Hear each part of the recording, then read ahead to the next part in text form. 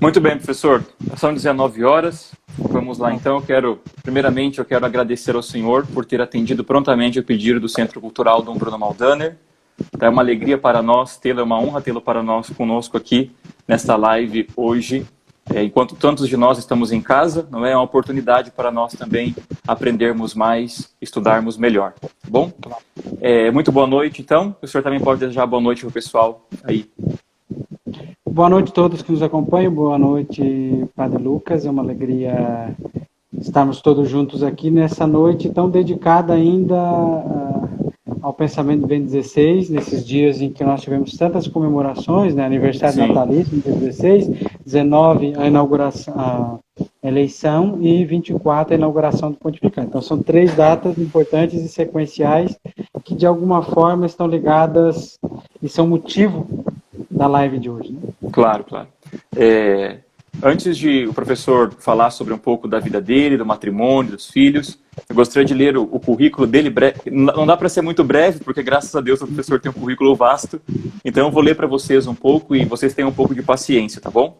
Então o professor Rude Albino de Assunção é bacharel em filosofia pelo Centro Universitário de Brusque, mestre em 2010 e doutor em 2016 em sociologia pela Universidade Federal de Santa Catarina. Fez seu estágio de doutorado na Universidade de Navarra, na Espanha, em 2014.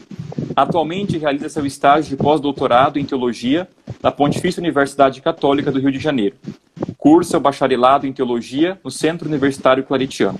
Suas áreas de interesse são a teologia e o magistério de Joseph Ratzinger, Bento XVI, teologia da liturgia, diálogo, fé e razão, espiritualidade dos leigos, sociologia da religião, do catolicismo, e é professor e coordenador dos cursos de Filosofia e Teologia no Centro Universitário Católica de Quixadá, a Unicatólica do Ceará, onde também coordena o Núcleo de Fé, Razão e Cultura, e o grupo de pesquisa Fé, Razão e Cultura. Dentro deste último, coordena a linha de pesquisa sobre Joseph Ratzinger, Bento XVI.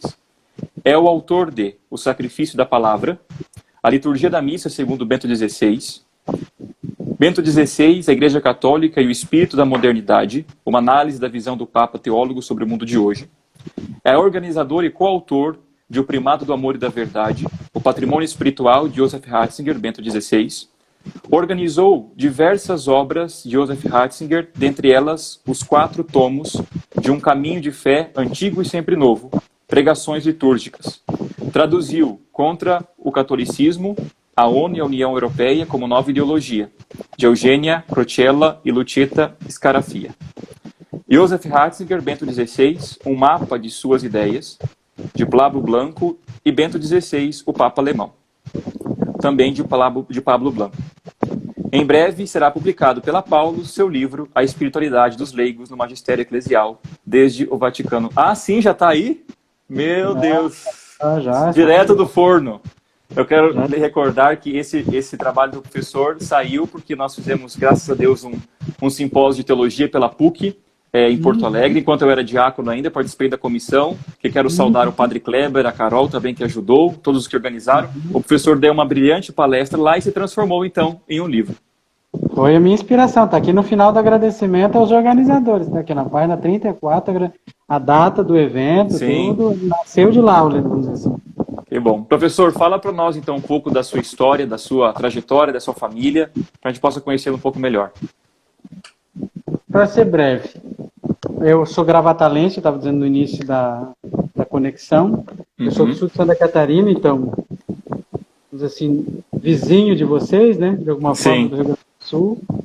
E como eu venho de uma terra de águas termais, os gaúchos gostam muito da minha cidade. E isso me ensinou a gostar muito dos gaúchos, em primeiro lugar. Sim. Eu aos 12 anos, entrei no seminário, fiquei por 10 anos no seminário. E fui formador no último ano, seminário menor que eu formador professor. E fiz meu discernimento e me dei conta que a minha vocação era outra. Não foi um discernimento fácil. Eu sempre digo que Bento XVI me ajudou a sair do seminário. Foi Bento XVI. Eu tinha muitas dúvidas, até que eu li no Sal da Terra uma pergunta que o Peter Zévoda fez para ele. E do seu discernimento vocacional, e o Ratzinger disse: uma hora me dei conta que não bastava gostar de teologia para ser padre. eu fiquei pensando aqui, disse assim, então eu tenho que desconectar as coisas, porque no fim você pode alimentar uma mensagem muito clerical, né? Uma mentalidade muito clerical. De que liturgia, teologia são coisas de padre, porque são profissionais disso. Não, mas tem leigos que estudam teologia, daí fui amadurecendo e disse assim, não, a minha vocação é mais professoral do que sacerdotal. Eu descobri que eu só tinha vocação professoral e não tinha sacerdotal. Disse assim, então... Eu sempre digo que a vocação sacerdotal é muito específica. Quando a pessoa pensa em vocação sacerdotal, pensa em celibato, que é uma visão redutiva, né? A sacerdotal é muito mais complexa, é uma vida de evangelização, de burocracia também, de administração. Muitas vezes o padre fica mais tempo fazendo gestão do que celebração, né? É verdade, sim. A celebração às vezes são 1 ou 2 horas no dia. E o resto é o telhado da igreja, é a reforma, tem que trocar, é o carro da paróquia que já está velho. Então, eu descobri que eu precisava de uma mulher para me ajudar com essas coisas também, né?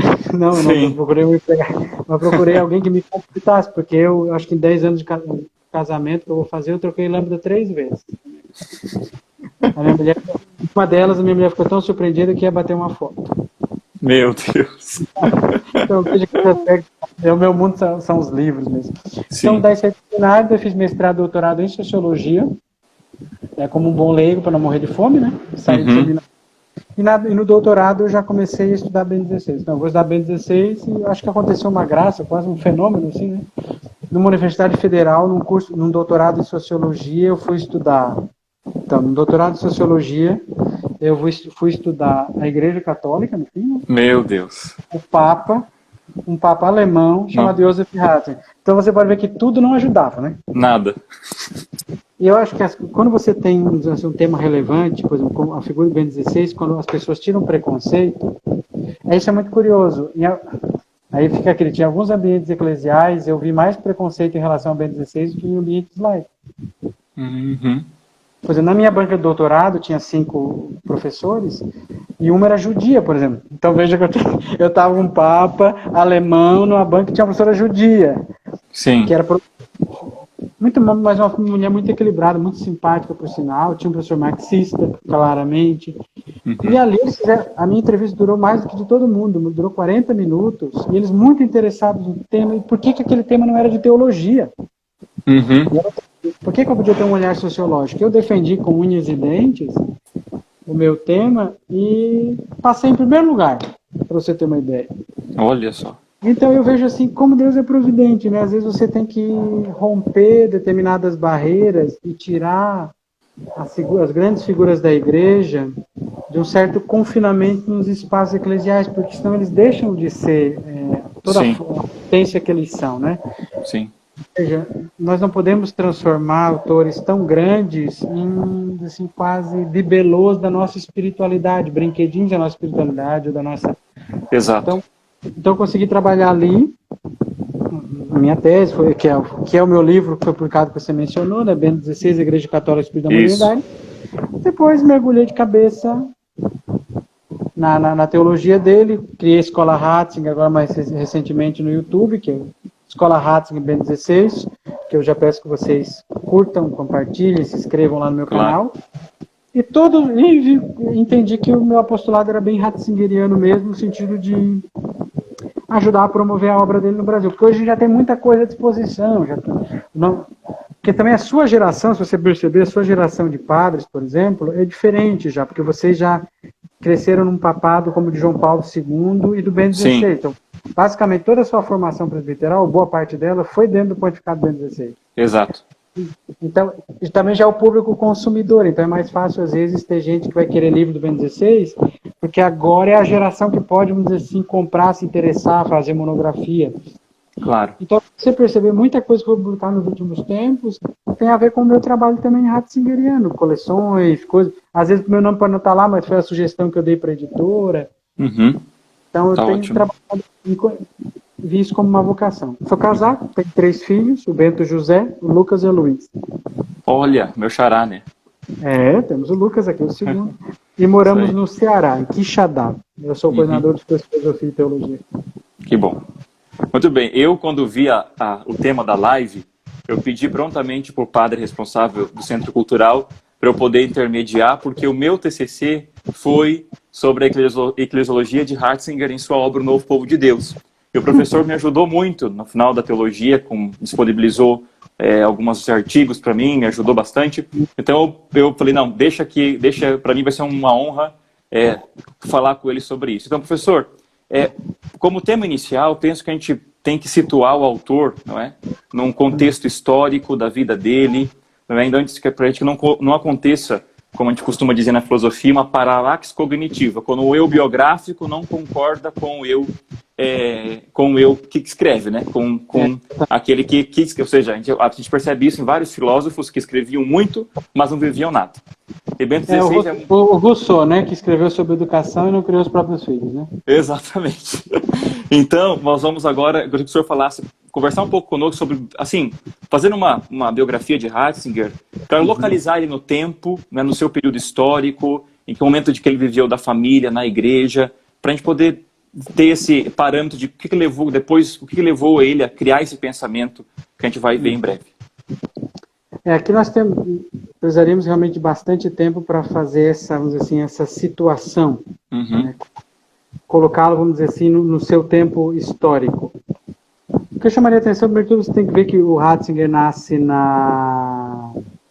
1927, ele nasce no seio de uma família cristã bávara, pais relativamente idosos, né? Relativamente idosos, e vamos lá. Essa é, vamos dizer assim, a fase familiar. O pai, como era policial, já em idade avançada, por que é importante mencionar o pai? Porque se você pega a biografia, ele fala de toda a família, mas ele fala mais do pai, porque o pai foi essa referência para ele. Exato. É um pai que foi...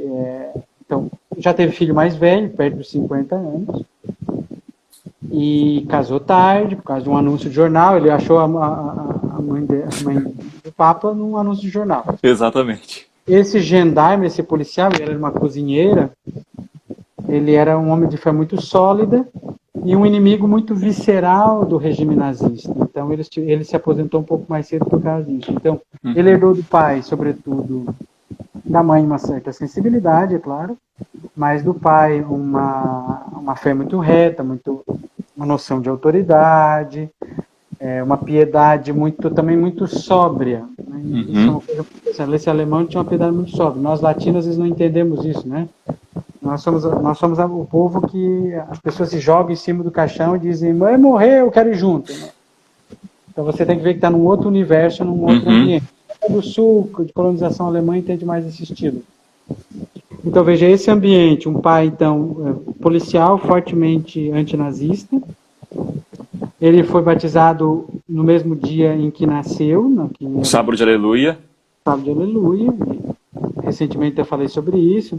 Ele se sente muito marcado por essa leitura litúrgica da própria vida, sobretudo essa leitura pascal. E ele tem lembranças muito ricas, muito boas da sua infância. Né? Ele pretende ir para o seminário depois desse período familiar, mas logo que ele entra no seminário, basicamente explode a Segunda Guerra Mundial. Porque ele nasce em 1927 e a Segunda Guerra Mundial começa em 1939. Então ele começa em 1939. Ele acaba sendo, assim, a sua adolescência está marcada pela Segunda Guerra Mundial. Ele pertenceu à juventude hitlerista de forma compulsória, como hoje nós que nos alistamos ao exército brasileiro. Não temos particular adesão aos valores, vamos dizer assim, que o exército representa. Né? E ele entra na juventude, nunca participou de nenhum tipo de encontros. A gente também tem que entender que a juventude hitlerista é diferente da SS, de um exército especializado, de quem entra para ser um soldado aguerrido, porque é convicto da ideologia ariana, é outra coisa. Sim, exato. E sabemos também que ele não, até pela influência do pai, ele nunca teria possibilidade de aderir à ideologia. Sim. E também a família receberia algum tipo de sanção financeira, porque alguns benefícios financeiros eram perdidos se a criança ou adolescente não tivesse alistado na juventude. Durante o período da guerra, ele trabalhou em, vamos dizer assim, batalhões antiaéreos, ele nunca disparou nenhuma arma, era mais como se fosse um trabalho mecânico, né? Um trabalho mecânico. Sofreu zombarias, porque a ideia da ideologia é que quando o Terceiro Reich se instalasse, não precisaria mais de padres, obviamente. Então, há histórias em que ele muito corajosamente, eu quero ser padre, e sofreu a zombaria. Uhum. Ele era interessante, enquanto a guerra acontecia, ele fazia poemas, né, e continuava a estudar e tentava manter certa normalidade. Quando terminou a guerra, ele volta para o seminário, num ambiente, obviamente, uma reconstrução de um prédio que tinha sido destruído, e retoma a vida, e ali assume assim, a sua inclinação intelectual começa a aparecer.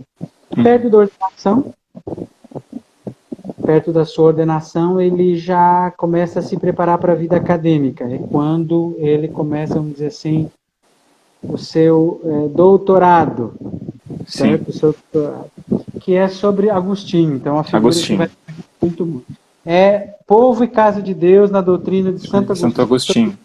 Essa daqui, diz assim, a tese de doutorado dele, com os comentários sobre Agostinho que vieram depois.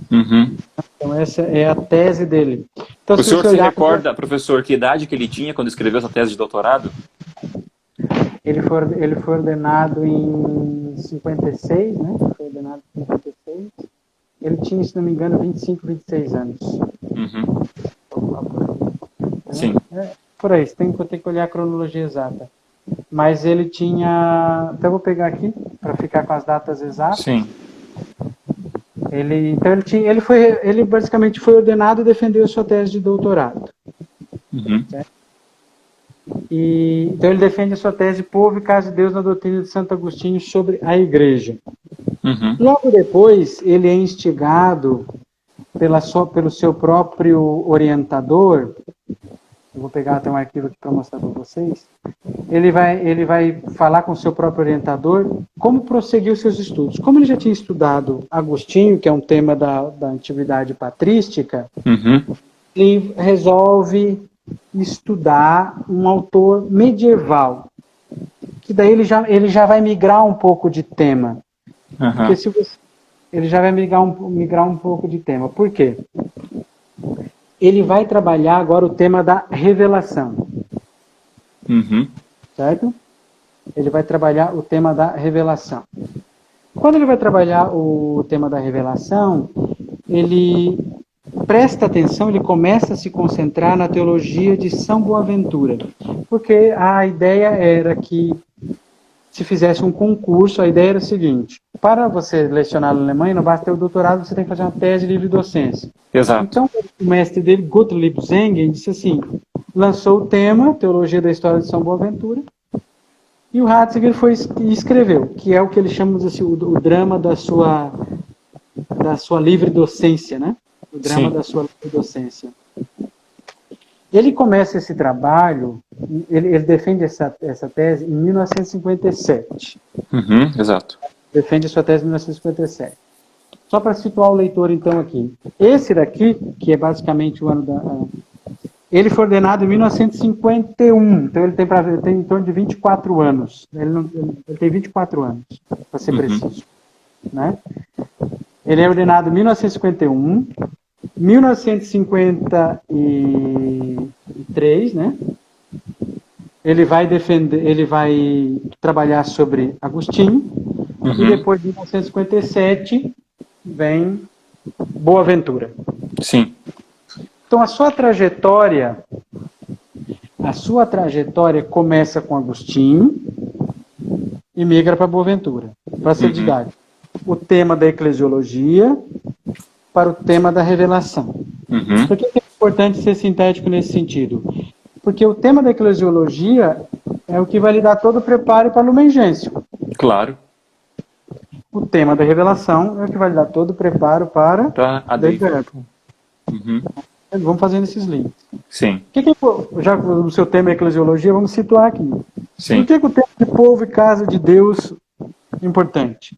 Porque a tese do Zengen, quando começa, no primeira metade do século XX, a ideia é a seguinte, a ideia de povo de Deus, né, que até hoje se fala tanto. Sim. Muito bem, a ideia de povo de Deus, e o Zengen acreditava nisso, o orientador dele, ele diz isso, o Zengen acreditava que a ideia de povo de Deus era a ideia-chave, vamos dizer assim, de eclesiologia, também em Agostinho. Daí o Ratzinger vai lá, faz uma tese sobre esse tema e descobre que não. De fato, não, mas o conceito de povo de Deus não é um conceito central. Claro. Mas um outro conceito eclesiológico, não quer dizer que ele não é importante, ele só não é central. Vem um outro conceito, qual é? O corpo de Cristo. Corpo de Cristo, a Eucaristia. Aí ele começa, e essa ideia de corpo de Cristo está muito ligada à Eucaristia. Sim. Daí, a partir de Agostinho, ele vai formar uma eclesiologia eucarística, de comunhão, ou eucarística de comunhão. A eclesiologia de comunhão, né? Isso, que daí assim, é um tipo de eclesiologia eucarística de comunhão, bem específico. O que ele vai dizer? Olha, lá no Povo de Deus isso vai ficar também muito claro. Sim. Então vejo que essas são discussões da década de 50. Nós temos que situar que essa década é a década, eu vou pegar aqui a data para não errar. Por exemplo, Pio XII, em 1943, 29 de junho de 43, Pio XII publica Mystic Corporis. Então essa discussão... Sim. Em 49, o Corpus Mysticum de Lubac. Exatamente. O Corpus Mysticum, se não me engano, é 44, se não me engano. 44. A publicação original. Ah, sim. E a publicação original. Isso que é interessante. Então, nós temos na década de 40 Mystic Corporis, depois vem de Lubac, que é uma grande influência dele, vai falar catolicismo, aspectos sociais de um dogma. Por exemplo, de Lubac vai publicar, então, em 1944, o Corpus Místico, né, Eucaristia e Igreja, na Idade Média, esse é o subtítulo, né? Aí é importante, Eucaristia e Igreja. Então, se você pega a Eclésia de Eucaristia João Paulo II, você pode fazer uma ponte, o óbvio, né, com de Lubac. Sim. Então, ali, você pode ver que então, você tem do magistério da igreja e você tem a teologia francesa. Não esqueçam disso, que o Ratzinger vai criticar. O Ratzinger vai ter problema por conhecer a teologia francesa e os professores da sua época não. Por exemplo, quando eu falo de Ventura, uma das críticas aos professores da sua região, ali de Munique, por exemplo, é que eles não tinham muita familiaridade com a teologia francesa, que era uma teologia do ressurcement, da descoberta das fontes, a volta aos padres da igreja. Então essa eclesiologia é uma eclesiologia muito influenciada pela patrística. Nessa eclesiologia, vai dizer o seguinte, o Ratzinger vai dizer, olha, é uma eclesiologia fundada sobretudo na leitura dos padres, leitura dos padres faz da Eucaristia, da igreja, e essa leitura vai fazer o seguinte, ela vai dizer que a igreja sim é povo de Deus, vou voltando aqui para o tema, é povo de Deus, mas povo de Deus é um conceito veterotestamentário. O conceito típico de igreja, paulino, por exemplo, do Novo Testamento, é corpo de Cristo. Então, a igreja só é povo de Deus, e é uma expressão que está lá no povo de Deus. Sim. Qual é a expressão exata do novo povo de Deus sobre a igreja? A igreja é o povo de Deus em virtude do corpo de Cristo. A igreja só é povo de Deus porque quem lhe congrega, quem lhe dá unidade é o corpo eucarístico de Cristo. E aí ele atacou também a igreja enquanto sistema de jurisdição, que era também Ótimo. Quando você pega uma concepção assim, jurídica. A ideia da sociedade perfeita. Exato. Porque se ele vai dizer assim, e daí ele vai compartilhar essa crítica, vamos dizer assim, a Bellarmino e a outros, que a igreja é essa estrutura, essa sociedade visível, hierarquicamente organizada, tendo como cabeça o Romano Pontífice e o Colégio dos Bispos, os fiéis de obediência. Isso é verdade? Claro que é. Sim. Só que é uma dimensão do grande mistério da igreja. Claro. Certo? Porque também a igreja é mistério. O Pio XII vai falar em corpo místico. Então, então a eclesiologia do Ratzinger é uma eclesiologia de uma forma assim, muito concreta, porque assim, você vê a igreja, né, na missa, né? Você vai, eu sempre digo, os padres dizem isso, né? Você quer ver a igreja? vá na missa. Eu digo assim, eu digo meus alunos de liturgia, você quer ver a igreja na sua plena realização? Vá numa missa de Quinta-feira Santa. Uhum. De manhã dos Santos Óleos, este santo sacerdócio, você vai ver padre, o bispo, os padres, os diáconos, os religiosos, os leigos, os seminaristas, todo mundo ao redor do altar. A igreja está ali, na sua plena realização, vamos dizer assim, né? Então, ali, então, nos primeiros estudos, na década de 40 e 50, então, lembrando, ele nasce em 27, a sua formação toda vai se dando na década de 40, basicamente. Uhum. Só para situar o nosso leitor. Então, em 1939 ele entra no seminário, tá? Que é o ano da guerra. Então, ele entra no seminário no ano da guerra, ok? Em 1950, ele é convocado junto com o irmão Georg, ele tem um irmão também que é padre, né? Sim. Em 1951 eles voltam para casa por um tempinho e depois ele volta para... Em 1941, né? Ele volta para casa. E em 1943 ele está trabalhando numa fábrica de motores da BMW. Exato. Tá? Nesse ano, que é o ano em que ele está no meio da guerra, então 29 de junho, João Pio XII publica Mystic Corporis. E no dia 30 de setembro, o mesmo Papa publica Divino Aflante Espírito sobre Estudos Bíblicos. Tudo isso está muito, vamos dizer assim, na trajetória. Foram décadas de muita efervescência teológica, claro, de muita renovação teológica. Então, 1943, 1944, ele termina a filosofia em Munique. Certo? Em 1944, quando ele termina a filosofia, vamos situar, no ano seguinte, Delubac publica Corpus Místico. No início, vamos fixar isso, no início da sua teologia, sai em ambiente francês, ali, vamos dizer assim, um dos livros mais importantes para a sua concepção eclesiológica. Nesse mesmo ano, é o ano que ele vai desertar, ele quase foi morto, né, porque ele fugiu, desertou, ele foi prisioneiro de guerra dos franceses um tempo, fugiu e encontrou alguns nazistas cansados que teriam direito da guerra de fuzilá-los ali, ele e os seus companheiros, mas não fizeram e ele voltou para casa. Ele tem uma expressão muito bonita, ele disse, quando ele chegou em casa, ele disse Traunstadt, ele disse que quando ele chegou em casa, ele disse que a Jerusalém Celeste não teria lhe parecido mais bonita do que a sua cidade naquele dia. Sim. Mas, voltando depois da guerra, né? Então, ele volta, né? Ele sai no fim da guerra, 1945, para ser preciso, né? Ele foi liberto em 19 de junho de 1945. 47, propriamente, é quando ele começa no Georgianum a sua teologia. Ele começa a teologia em 47 e vai terminar em 51, certo? 51. Só para colocar as datas aqui, né? Ele vai trabalhar, ele vai ser vigário paroquial, logo depois de ordenado. Heilig Blut, que é o preciosíssimo sangue, né, de Jesus, a palavra. Ele conta muito bem que ele ficou tão inflamado, porque ele tinha um pároco que era muito zeloso, que morreu infartado levando a comunhão para os seus paroquianos, do viático. Mas a sua experiência, assim, paróquia foi ali, né? Sim. Foi ali. Então, 53 ele é doutor, e 57 ele defende a sua tese de livre docência. Então, 53 e 57 são os anos, vamos dizer assim, que ele apresenta os seus primeiros trabalhos acadêmicos, assim, mais importantes, mais substanciais. Então, ali ele já começa a parecer um prodígio, vamos dizer assim, em termos teológicos. Em 1958, ele vai ser professor de seminário, de teologia fundamental no seminário de Freising, 58. Acompanhando, pode ir anotando. Só estou tentando, como a ideia era situá-lo historicamente, né? Então aí, só para citar, eu não vou me alongar isso, mas teve uma certa querela, né? Porque o Michael Schmaus, que foi um dos relatos, todos conhecem isso, né? Quem leu a biografia dele, ia recusar a tese dele, a sua tese de livre docência, a sua habilitação, porque a acusava de modernista, porque basicamente, aqui não tem tempo para explicar isso, mas o Ratzinger falava da revelação e se perguntava quem é o sujeito que recebe a revelação. No caso é a igreja, não é o sujeito individual, é a igreja. Né? E para Schmaus, que ele vai dizer, né, nós temos aí um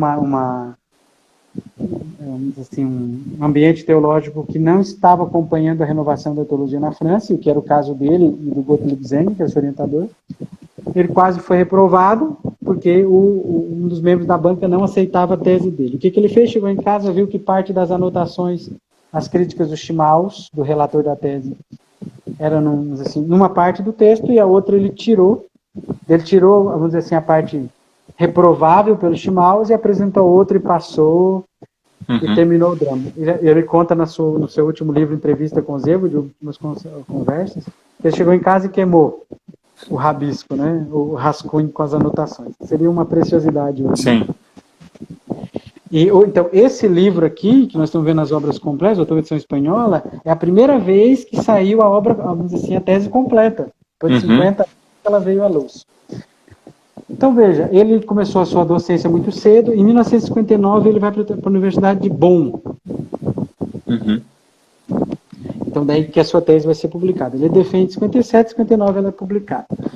Em 1960, ele publica alguns livros, como A Fraternidade Cristã e O Deus da Fé e o Deus dos Filósofos. Se você pega a introdução... Veja, O Deus da Fé e o Deus dos Filósofos, vamos dizer assim, é a sua primeira publicação como professor numa grande universidade. Que são coisas importantes, que é o problema da fé e razão. Como ele era professor de teologia fundamental, ele estava preocupado com o tema da fé e razão. Então, essa publicação é final da década de 50, início da década de 60, 1960, quando sai a publicação, O Deus da Fé e o Deus dos Filósofos. Lembrando que ele vai para Bonn 2 anos antes do início do concílio, mas o concílio já tinha sido convocado, né? Ele vai para Bonn praticamente no ano da convocação do concílio, que é 59. Em 1962 o concílio começa e o cardeal de Colonna, Josef Frins, o leva inicialmente como um secretário, um consultor teológico. Conselheiro, né? Um conselheiro, e depois ele se torna perito oficial. Isso. Então, vamos fazer o cálculo aqui.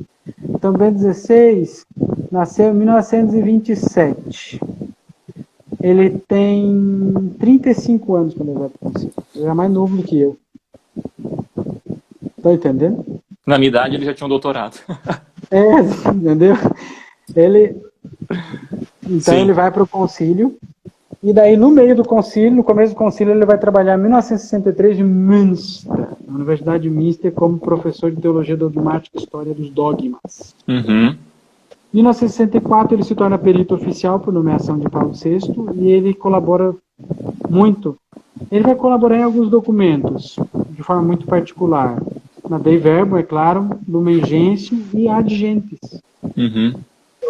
Sobre o decreto sobre as missões.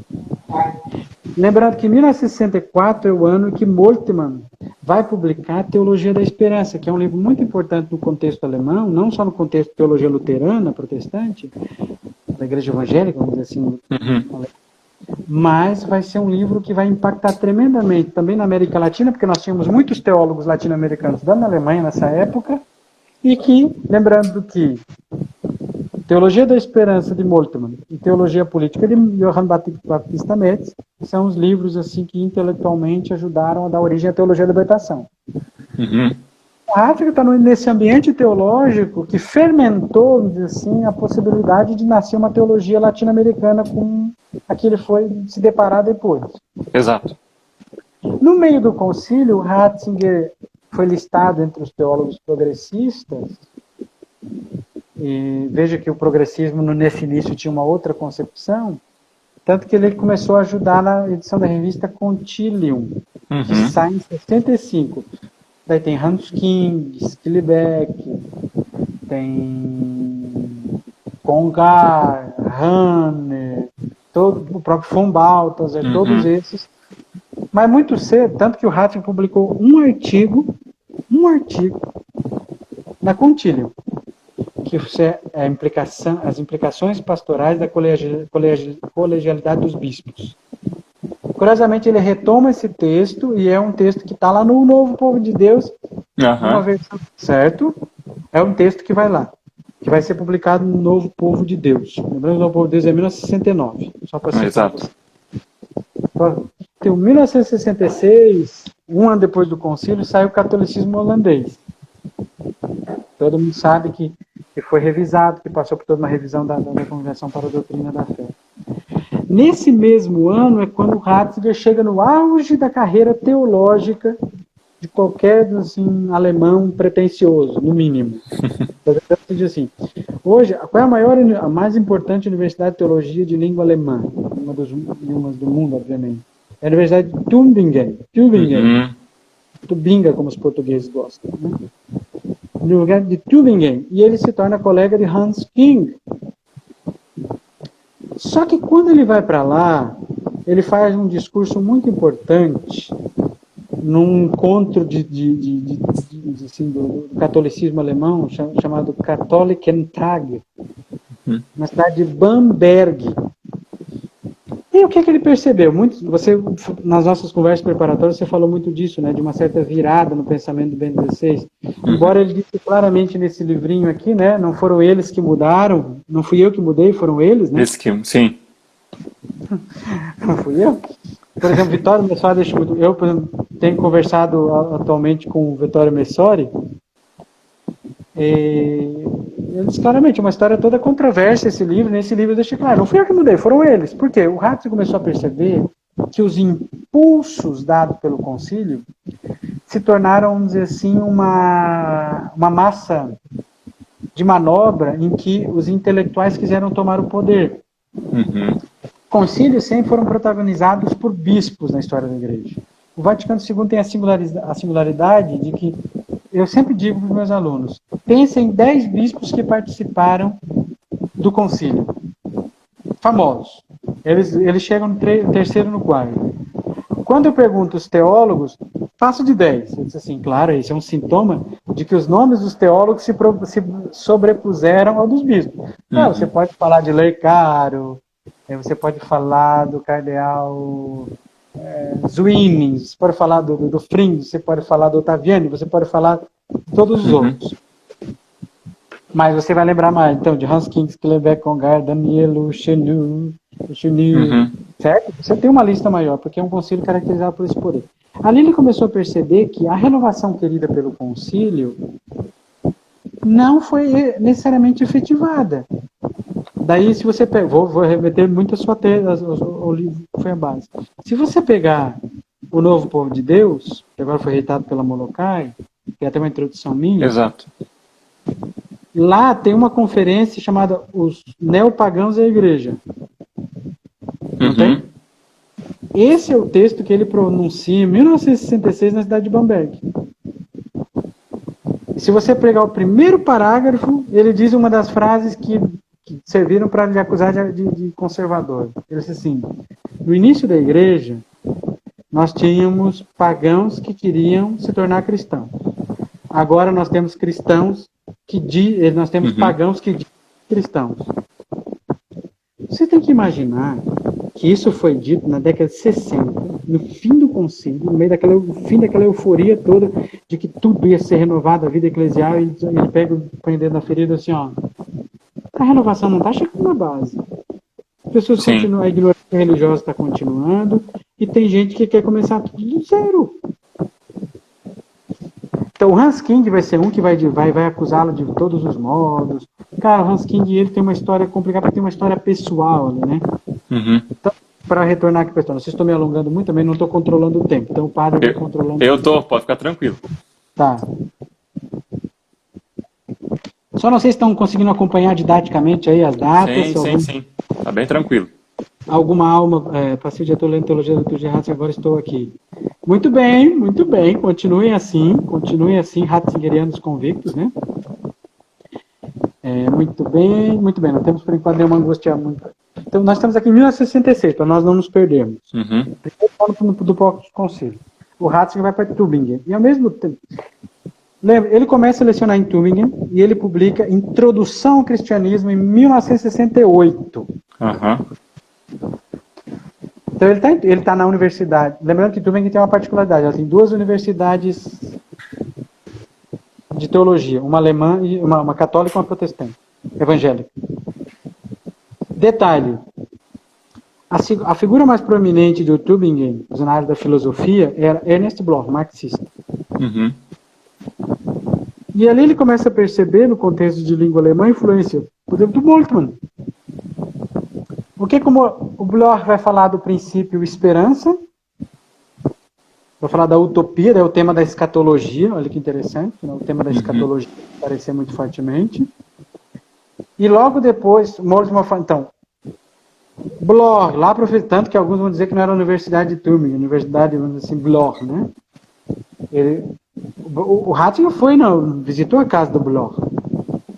Você teve um convívio com o Bloch. Então, um reconhecido teórico marxista. E essa concepção marxista olha o parentesco. Bloch escreve Princípio e Esperança. Moltmann escreve Teologia da Esperança. Metz publica Teologia Política. Metz morreu recentemente. E depois nasce Teologia da Libertação. Tá vendo? Então o Ratzinger, vamos dizer assim, estava lecionando no ninho de tudo isso. Lembrando que já estamos em 68, era um ambiente de tanta confusão teológica que... Professor, só vamos fazer um parênteses aqui, porque para situar o leitor, que após o concílio, então, nós não tínhamos um catecismo, um direito canônico, ou seja, os manuais de dogmática não estavam escritos, então esse ambiente de confusão, ele se instaurou, os breviários, os missais, então, não é assim como nós temos hoje. Então, é esse ambiente que se situa tudo isso, né? Você falou muito bem. Os textos litúrgicos, por exemplo, começaram... A primeira instrução geral sobre missal romano sai em 69, ainda com erros. Então, imagina. A segunda... Então, nós estamos em 68. Então, se você pega, por exemplo, da aula de liturgia, tem vários rituais...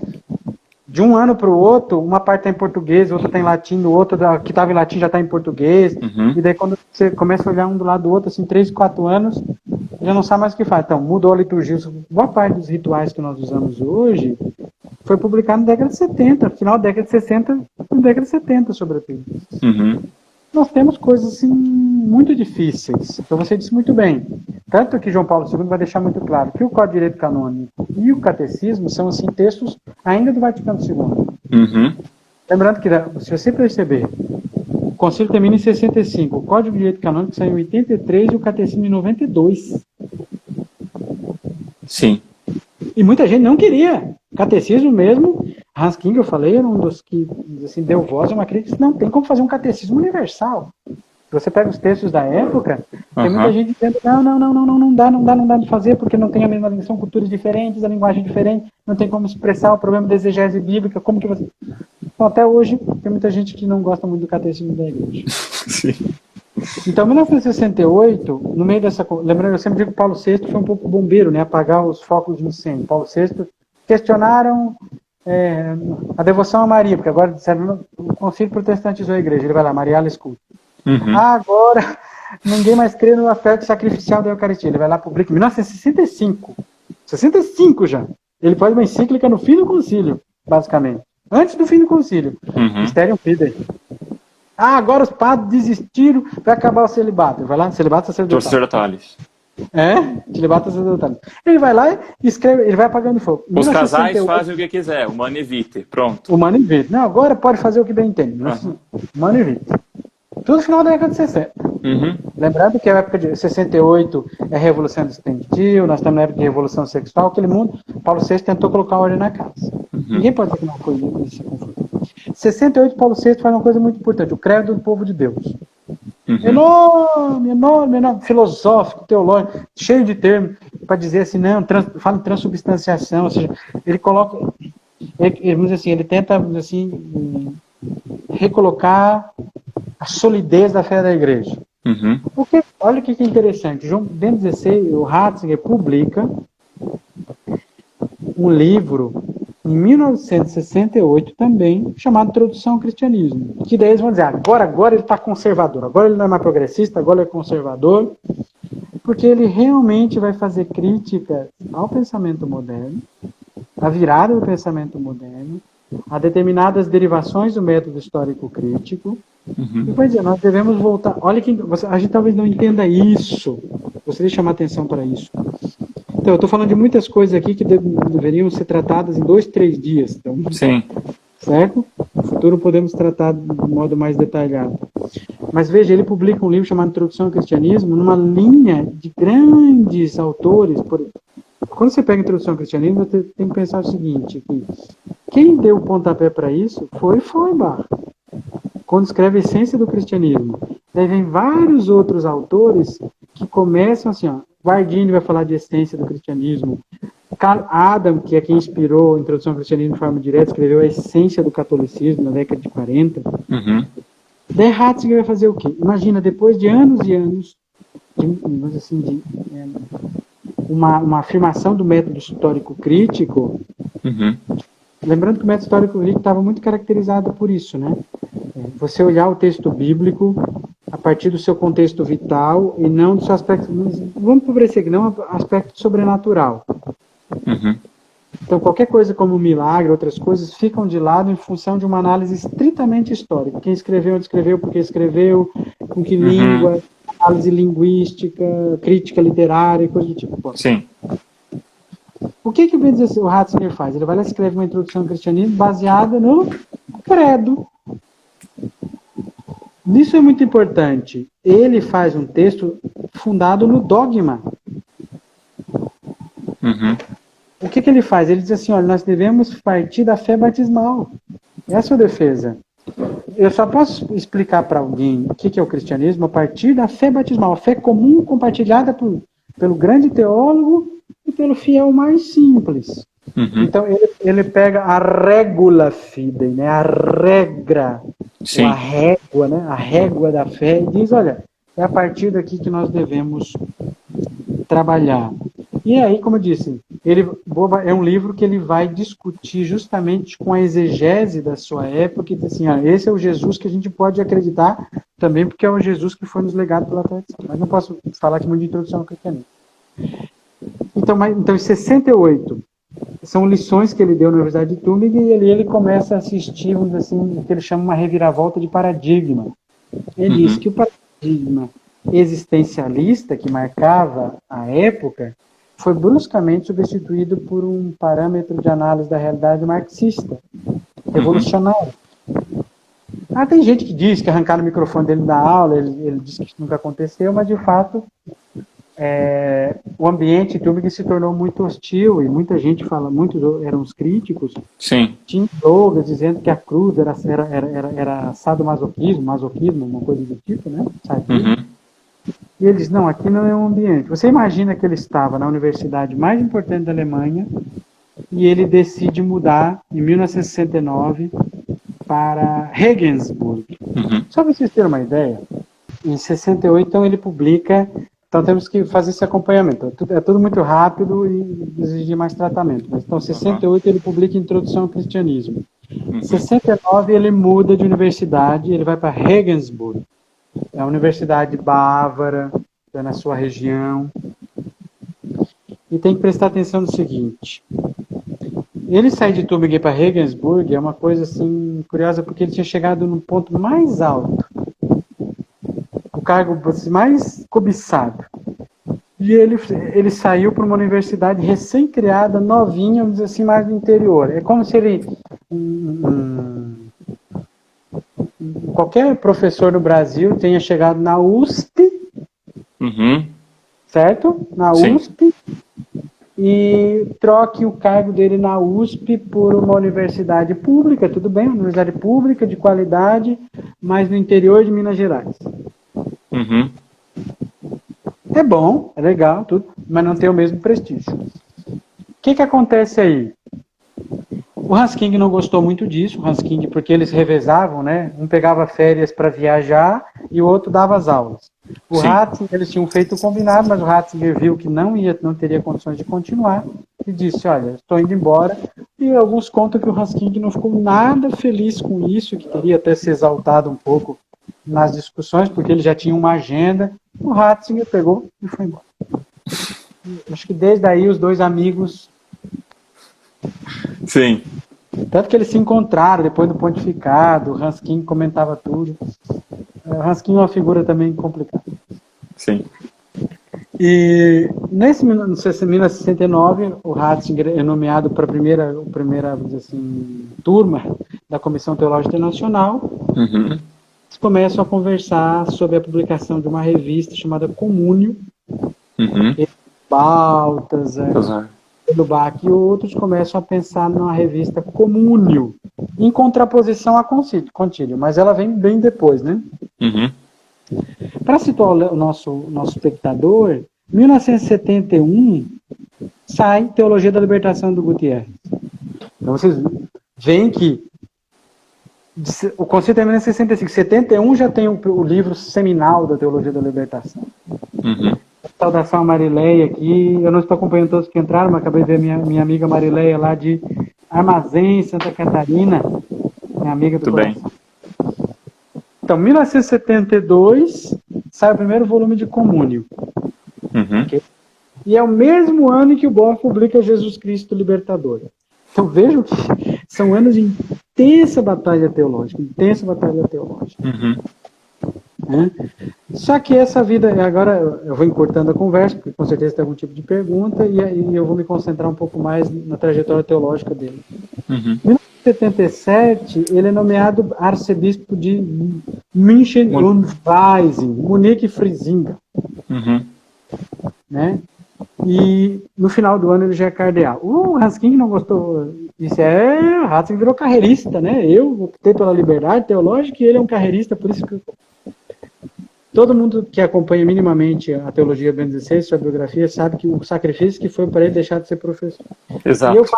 E eu falo para mim, assim, quase autobiograficamente, quando você é professor, pesquisador, gosta de livro, de escrever, é um tormento você deixar qualquer coisa que seja vida acadêmica. Até porque a gente não tem competência para mais muita coisa, né? Então, assim, viver de burocracia, essas coisas são uma cruz particular. Então, ele, assim, claro, ele sempre tinha pouca experiência pastoral, mas ele era padre, né? Padre, tá?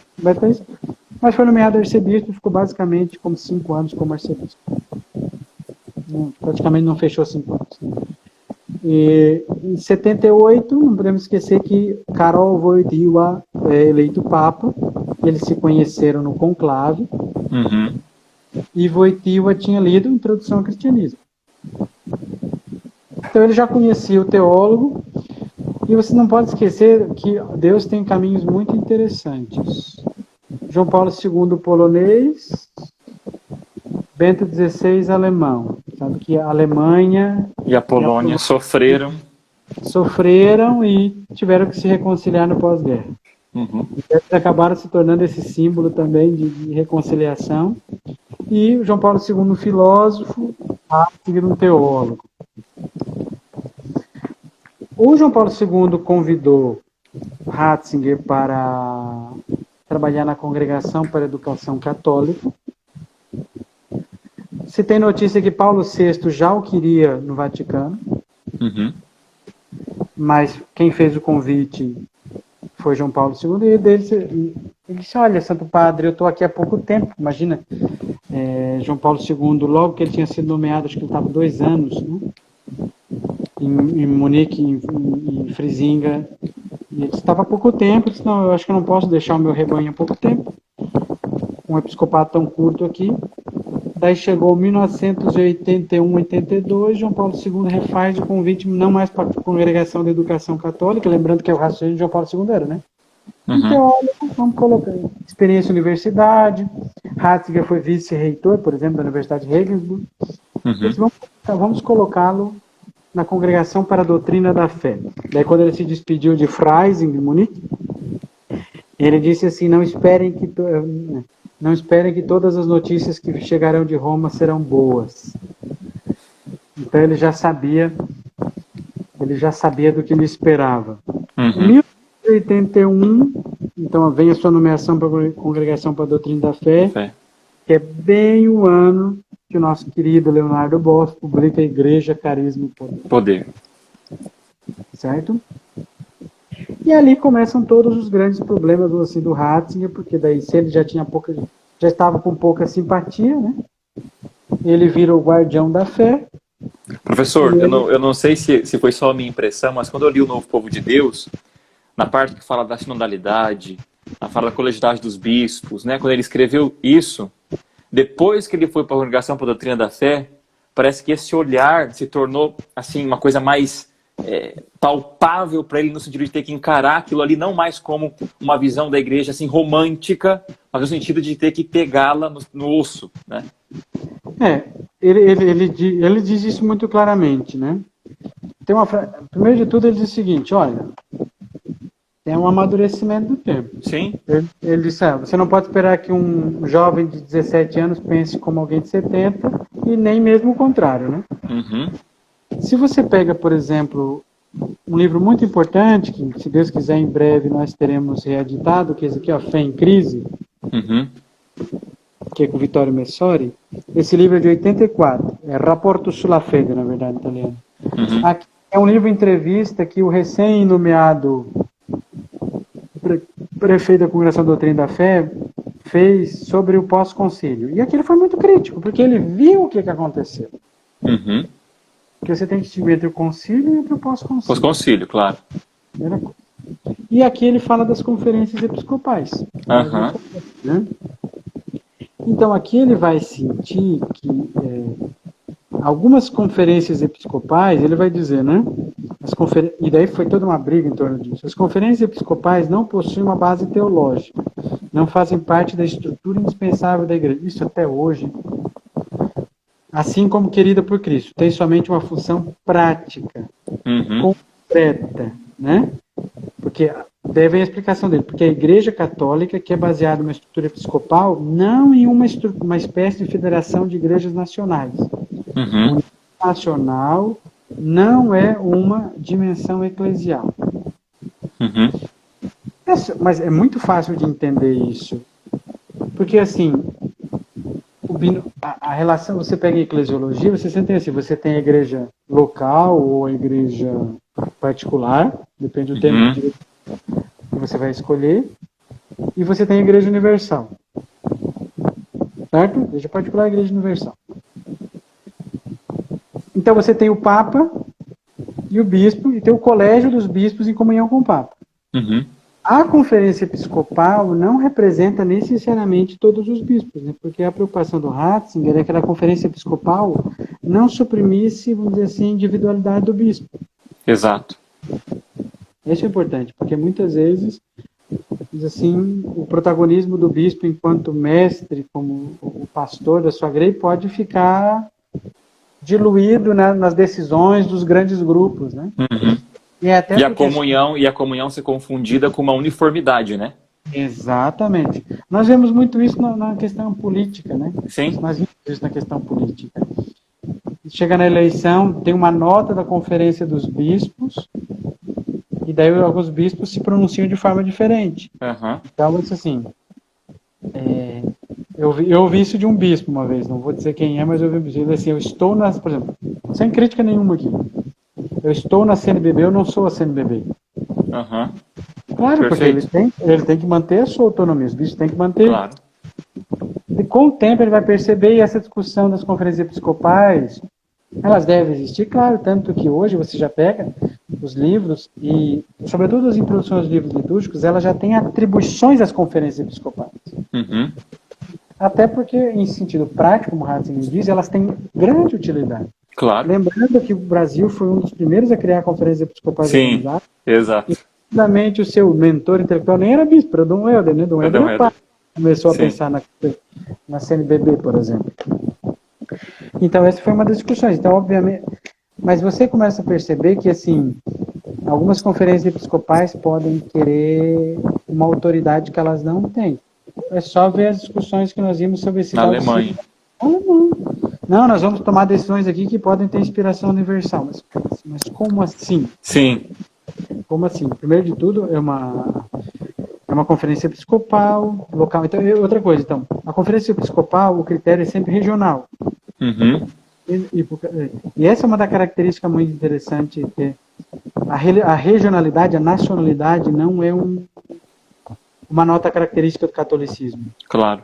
Eu vou dar um exemplo bem simples que ajuda a entender, que eu acho fantástico. Tem aquela série Downton Abbey. Já viram? Não vi. Se não me engano, assim, Downton Abbey. Não sei se a pronúncia está correta. É uma série que fala da monarquia inglesa, assim, de nobres ingleses que vivem o período da Primeira Guerra Mundial e a derrocada dos privilégios. Uma série belíssima, belíssima. Uhum. Coisa mais bonita que eu já vi em termos de séries. E tem um momento em que um conde está conversando com um bispo anglicano, zombando dos católicos. Dizendo assim, o problema dos católicos é que todos parecem estrangeiros.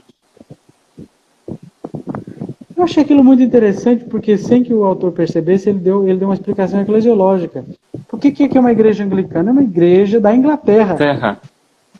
De um país, de uma rainha. Né? Uhum. A igreja católica não é a igreja de um país, é uma igreja universal. Universal. Então você não, assim, você pode estar num país, mas você nunca vai abraçar totalmente os valores nacionais, porque eles podem estar em contradição com a sua fé. Claro. Então, antes de ser católico, você não vai deixar de ser inglês por ser católico, certo? Uhum. Mas acima da sua identidade nacional está a sua identidade de fé, Uhum. certo? Então, de fato, eu achei aquilo muito interessante. Então, de fato, isso é teológico, né? São Paulo dizia, né? Nós não temos cidade permanente, todos somos paroquianos. O que é o sentido de paróquia, né? Tenda. É tenda, porque é uma casa impermanente, uma casa provisória. Todos aqui somos peregrinos, viajantes. Uhum. Todos somos estrangeiros nesse mundo. Então, acho que tem um sentido teológico muito bonito. Mas só para voltar. Sim. Então, ele, obviamente, quando ele vai para a Congregação da Doutrina da Fé, ele tem uma função diferente, tem um papel diferente, ele não é só o teólogo. Ele tem que começar Ele, por exemplo, tem que cuidar de questões de ética sexual, por exemplo, nos Estados Unidos vem muito essa questão. Curran, por exemplo. A questão da teologia da libertação, obviamente, para nós é a mais conhecida. Mas, por exemplo, falei do anglicanismo, ele teve que lidar com toda essa questão que no Brasil nós não vimos intensamente, mas nos Estados Unidos e na Inglaterra, sim, de ordenação sacerdotal e episcopal de mulheres.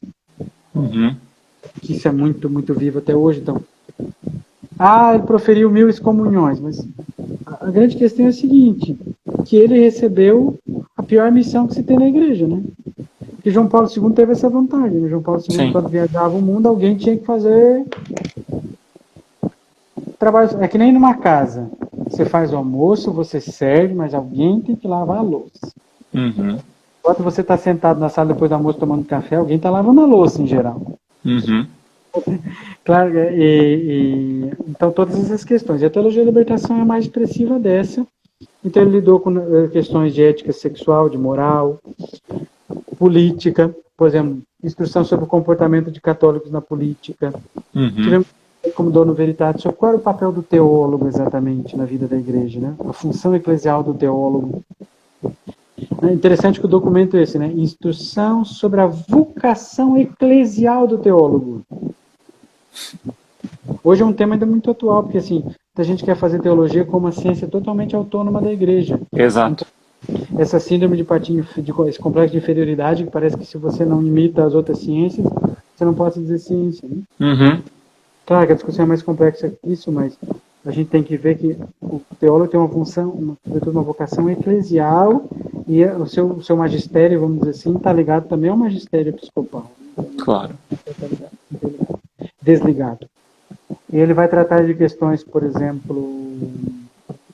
Daí ele vai tratar de todas as questões que concernem a vida da igreja. Então, daí nós temos de 1984 a 2005, que ele vai tratar... Lembrando que ele quis entregar e João Paulo II não deixou, né? Por diversas vezes. Claro. Ele sofreu um AVC, ele foi atropelado, ele ficou cego de um olho. Então tinha todo motivo para se aposentar. Então, até aqui é isso, um panorama. Ok. E, professor, assim, acho que uma dúvida, acho que uma coisa pertinente a nós, é que, assim, muitas pessoas começam a olhar Ratzinger e olham como um gigante da fé, porque é da teologia, a ser estudado, a ser querido. Mas, primeiro, ninguém sabe por onde começar. Segundo, como começar? Né? Sim, o que a pessoa tem que ter? Porque cada autor a gente tem que ter um óculos, vamos dizer assim, né? Para poder lê-lo, um fio condutor que a gente pode olhar as obras dele. Você tem como começar por que obra, entende o que eu quero dizer? Com alguém que vai iniciar os estudos de Ratzinger, o que a pessoa precisa ter, o que ela precisa saber? O Zebald perguntou para o Ratzinger quantos caminhos existiam para Deus. Ele respondeu que existem tantos caminhos quanto pessoas, e cada um é um caminho para Deus. Sim. Quantos caminhos para entrar na teologia do Ratzinger? Tantas quantas pessoas que querem entrar ali. Então, primeiro isso. Eu daria sugestões, porque existem vários caminhos. Uhum. E vai depender da sua formação e do seu interesse. Formação e interesse. Básico. Comece com a biografia dele. Leia biografias. Uhum. Se você ler biografias, você vai se situar nisso que a gente está fazendo aqui. Os lugares onde ele viveu e ensinou. Uhum. As pessoas com quem ele dialogou. Intelectualmente. Uhum. Se você pegar as biografias, você vai ter isso. Lá no meu canal Escola Ratzinger no YouTube, que os nossos espectadores aqui vão se inscrever, você tem um vídeo chamado 7 biografias em português sobre Bento XVI. Uma que vai ajudá-los muito a se situar nesse ambiente, nesse universo, é uma que eu traduzi, foi publicada pela editora Molokai, que é Bento XVI, o Papa Alemão. Saíram 2 volumes bonitos aqui no Brasil.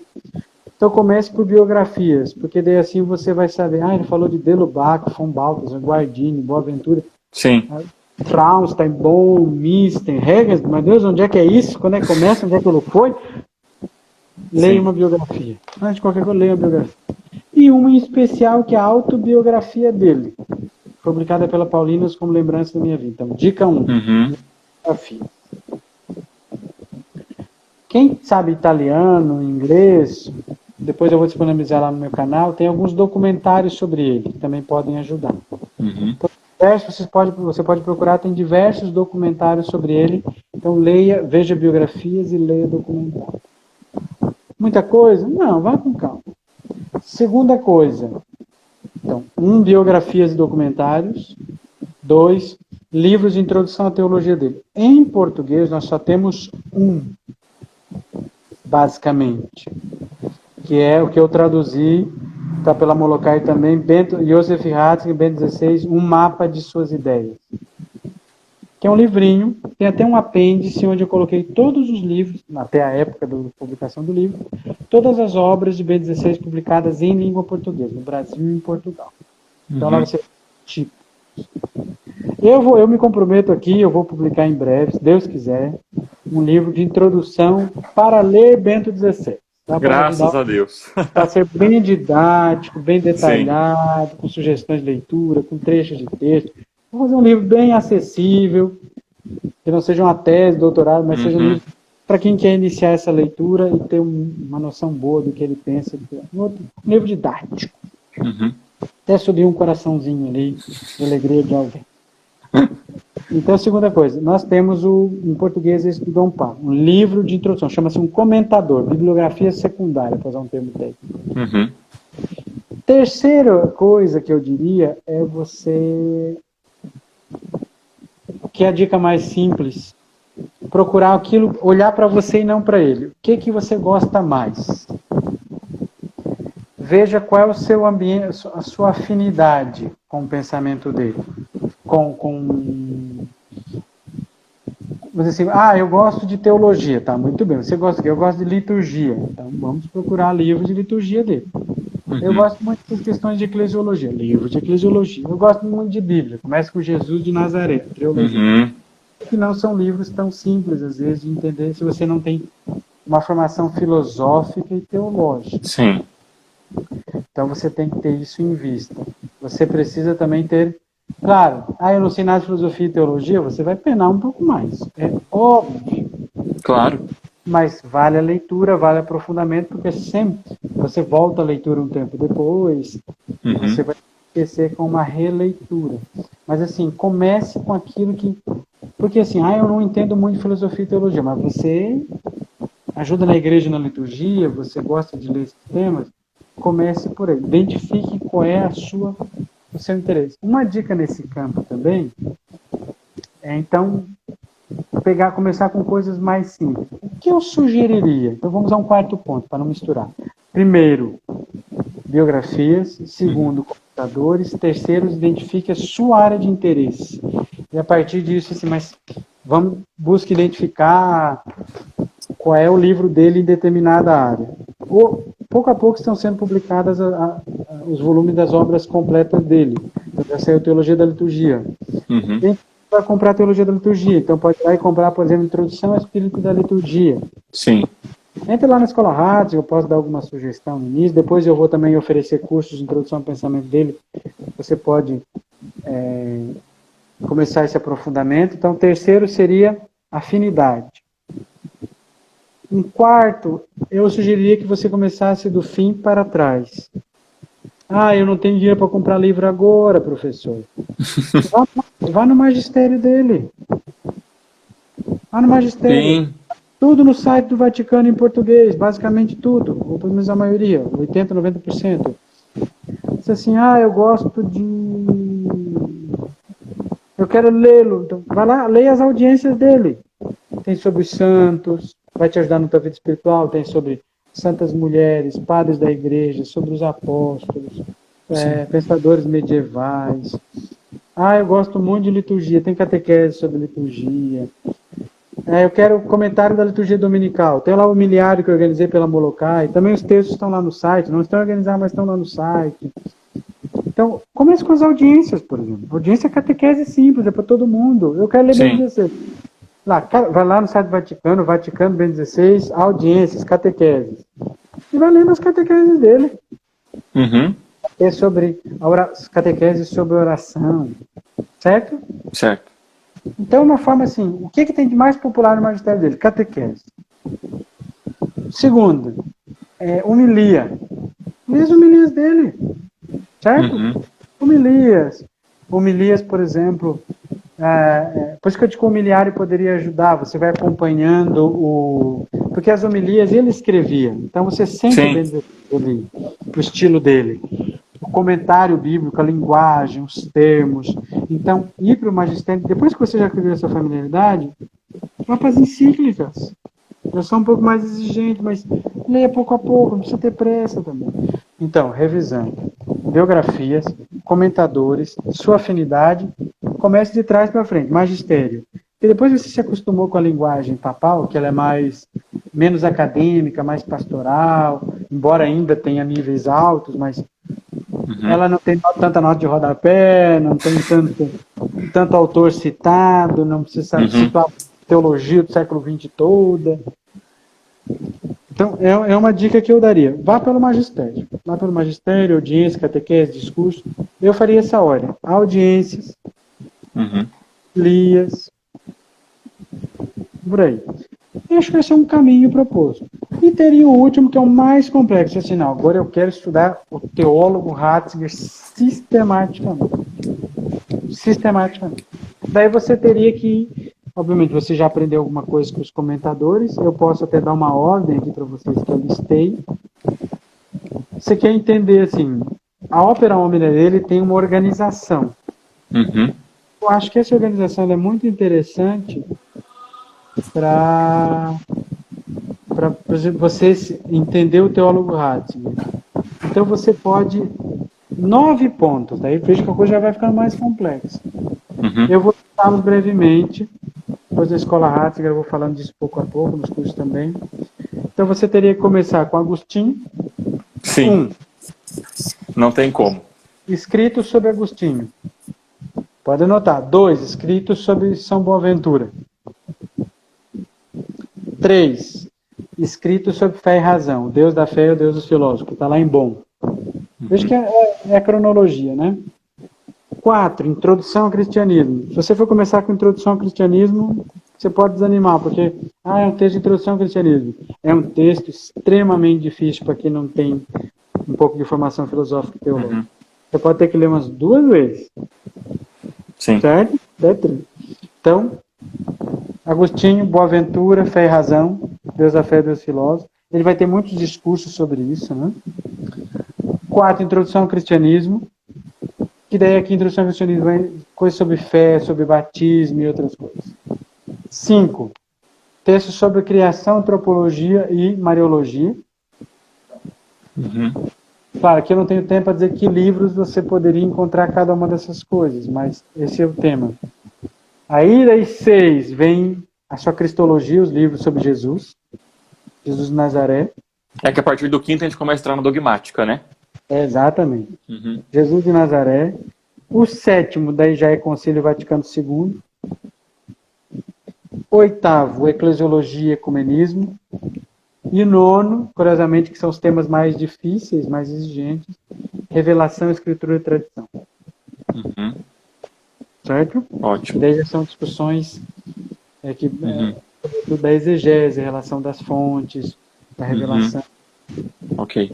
Então seriam 9 passos nesse sentido. Mas veja que isso daqui já é um nível de assim, não, eu vou estudar teologia seriamente, eu quero mergulhar na teologia dele, eu quero me profissionalizar, quero fazer um TCC, um mestrado, um doutorado. Então veja que os pontos que eu apontei, que eu apresentei aqui, são degraus, são caminhos. Cada público com cada formação tem que saber o que.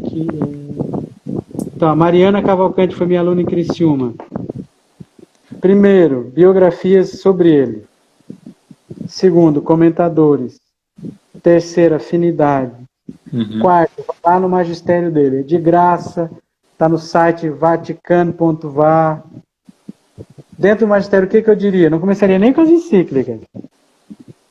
Eu acho que é muito começar com as encíclicas. Por quê? Catequeses. As catequeses nem todas ele escrevia, mas ele dava o toque, os temas ele que dizia, tem aquela linguagem muito professoral. Daí você vai ver muitos autores que ele cita. Lá vai aparecer, tem catequese sobre Agostinho, sobre Boaventura, sobre Tomás de Aquino, certo? Daí você vai também conhecer algumas pessoas que ele usa na sua teologia. Daí você vai assim, agora eu sei quem é Agostinho, agora eu sei quem é Boaventura. Por que ele é importante? Depois, homilias, você vai sentir o modo como ele faz exegese, o modo como ele explica as coisas. Ele vai falar de liturgia, ele vai falar de cristologia, ele vai falar de eclesiologia. Ali vai estar tudo em conta-gota, sabe? Doses homeopáticas. Você vai... Sabe quando você vai comendo pelas bordas, você vai sentindo pouco a pouco? Ali vai ser uma introdução ao estilo. Assim, nem tudo vai ser diretamente dele, mas tudo tem a marca dele. Sobretudo as homilias. Audiência, depois eu vou para quê? Audiências, homilias.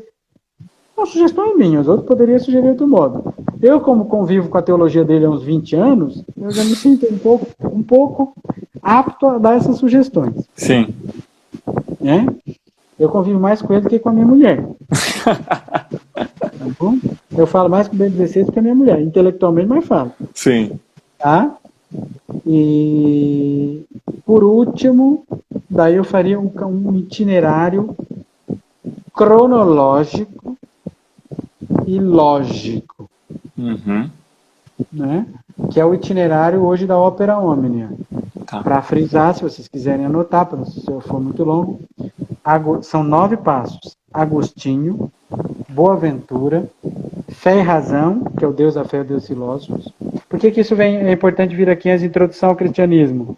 Porque no Introdução ao Cristianismo, a primeira parte é o Deus da fé e o Deus dos filósofos. Então, uma coisa prepara a outra.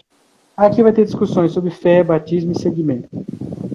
O 5º tema é criação. Por exemplo, eu quero trabalhar sobre o tema de criação e antropologia. Criação, por exemplo, você vai pegar tem um livro que foi publicado em Portugal, nem está no Brasil, que é no princípio Deus criou o céu e a terra. Tá ali, são textos dele na época de arcebispo, em que ele vai falar sobre a teologia da criação. No seu magistério, ele vai fazer discursos sobre teologia da criação. Você pode falar, por exemplo, de antropologia.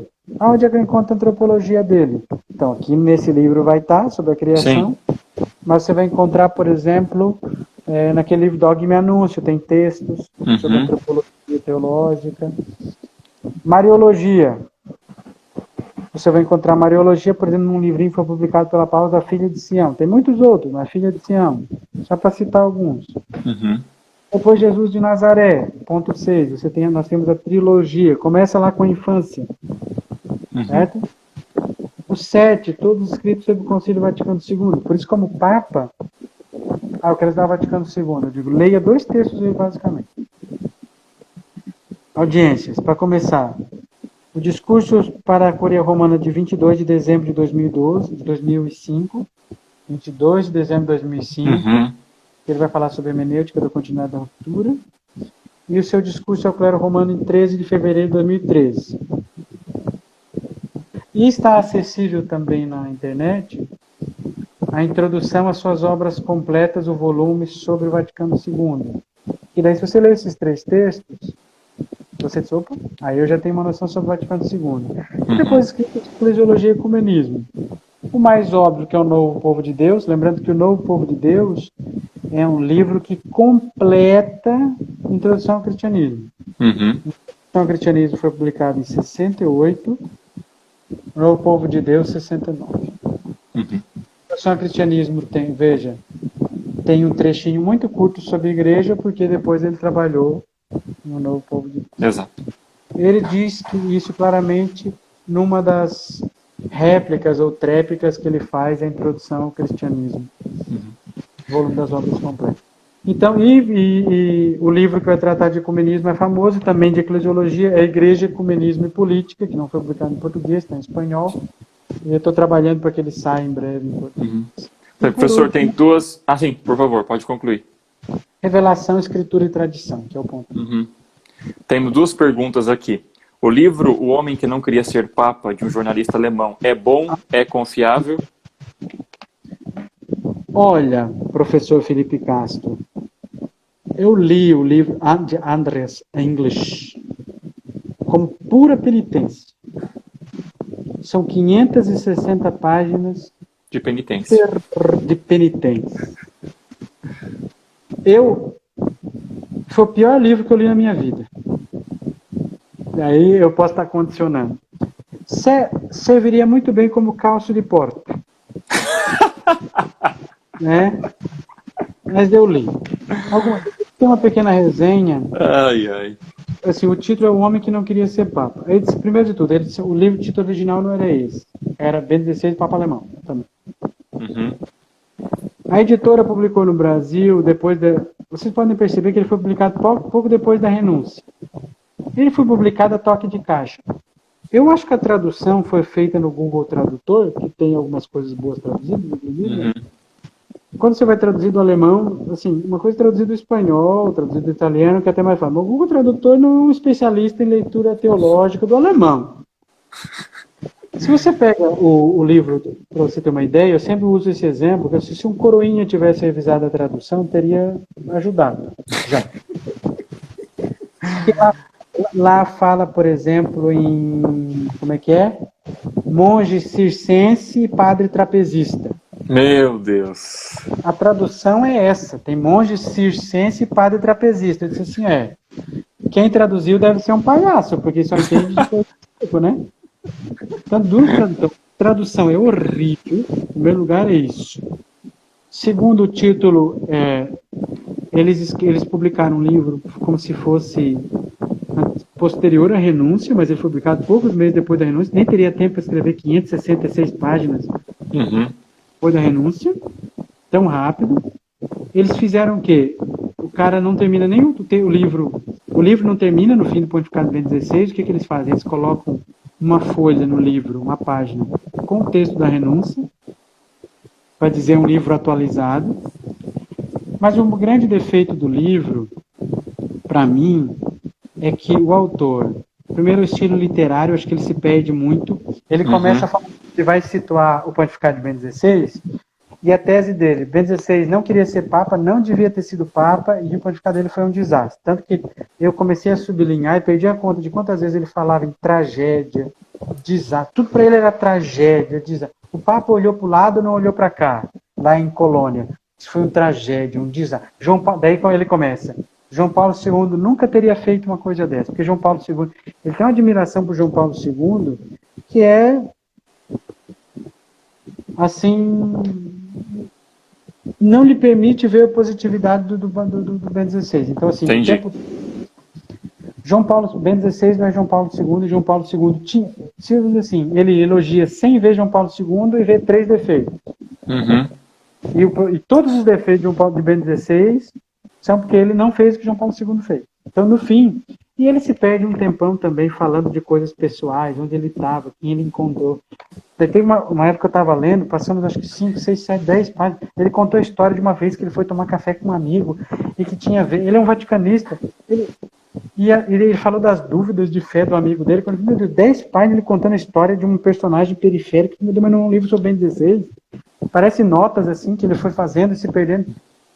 E daí você vai sentir, depois de 10, 15 páginas, ele volta a falar de Bento XVI, depois fala de João Paulo II, depois fala de um amigo, mais um monte de páginas, depois fala de Bento XVI para criticar. Meu Deus do céu, chama isso gira pra... Então, assim, aquilo foi me torturando, mas eu vou até o fim. Eu vou até o fim.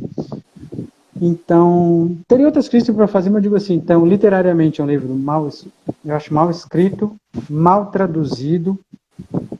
Outra coisa, ele tem um defeito que eu acho que é mais grave ainda, ele acha que o Bento XVI o tempo todo tinha que se desculpar por ser alemão. Tem momentos que ele deixa claro que o Bento XVI deveria ter pedido desculpa em nome do povo alemão pelo Holocausto, o tempo todo.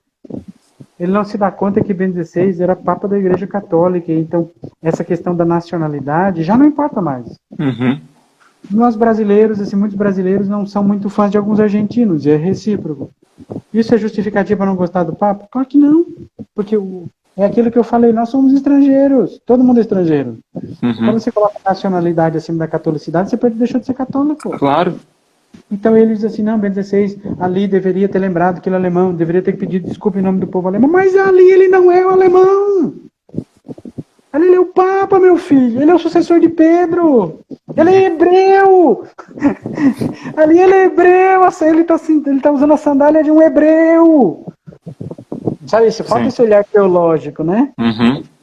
Então é um livro permeado de achismo. Assim, na verdade são conjecturas, impressões pessoais. E outra coisa, ele não colhe informações de outros vaticanistas. É um livro que tem as suas, vamos dizer assim, mais defeitos do que qualidades. Tá. Próxima pergunta. No campo da antropologia, há o volume 5º publicado pela BAC, mas qual outras o senhor indicaria? Como eu disse, eu não indicaria nenhum outro, porque, como eu disse, é o volume publicado pelas obras completas. É o volume 5, é o volume de antropologia. Você vai encontrar em português mais claramente, como eu te disse, no princípio Deus criou o céu e a terra. Ali você vai ver uma introdução na antropologia dele vai aparecer. Você pode pegar, por exemplo, no Dogma e Anúncio, que é publicado pelo Loyola, o conceito de pessoa, textos assim. Tá. O pessoal está perguntando aqui se vai ficar disponível, a live vai ficar disponível 24 horas depois que a gente terminar, e depois ela vai para o YouTube, as duas juntas, com um vídeo no YouTube disponível na página do YouTube do Centro Cultural Dom Bruno Maldaner, tá bom? Professor, eu gostaria que o senhor fizesse assim, uma ponderação final, as conclusões, e aí depois eu faço uma oração e a gente encerra. Só uma coisa, alguém disse ali, não pergunte sobre o filme Dois Papas, não importa o professor. Eu tenho 5 vídeos no meu canal do YouTube, Escola Ratner, sobre isso. Em que eu detalho, né, sobre, vamos dizer assim, as limitações do filme. Né? E é isso. Então, as minhas ponderações finais, né? Compre livros de Bento XVI sobre Bento XVI. Preste atenção naquilo que o Papa Francisco falou, que Bento XVI acendeu uma chama nos corações e ela vai continuar a arder. Claro que o Papa é Francisco, isso não está em jogo. Mas Bento XVI acho que vai continuar a oferecer à Igreja um legado espiritual, teológico, que vai ajudar a sua vida de fé, sobretudo, né? Eu sempre digo, assim, muito honestamente, que em momentos de muita dúvida, porque a fé também tem que passar pelo caminho da dúvida, se você lê a Introdução ao Cristianismo, você sabe disso, né? Bento XVI foi uma figura que me ajudou muito a dizer assim, a ter humildade, dizer assim, olha, fala das dúvidas, fala da fé, do mistério de Deus que se apresenta muito grande diante da mente humana, e digo assim, olha, se ele, que é ele, aceita a dúvida e dá o passo de fé, quem eu, um verme, quem sou eu para não dar esse mesmo passo e mirar no exemplo dele? Então, o que eu diria? Compre e leia, porque também se você não faz esse apostolado, eu digo, não adianta fazer um apostolado e postar foto. Sim. É muito bonito. Continue postando foto no Instagram e no Facebook do Papa Bento XVI. Mas não esqueça, leia o seu magistério, a sua teologia, fale dele, que é, obviamente, a fé da igreja, traduzida de um modo muito especial. Esteja em comunhão com o Papa Francisco, com qualquer Papa que virá. Então, compre livros, divulgue o pensamento dele, se inscreva na Escola Ratzinger lá no YouTube. Uhum.